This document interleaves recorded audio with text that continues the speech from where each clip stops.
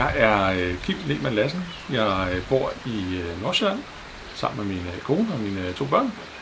Og oprindeligt så er jeg fra butiksverdenen, uddannet i butik, har arbejdet med en masse forskellige ting igennem min tid.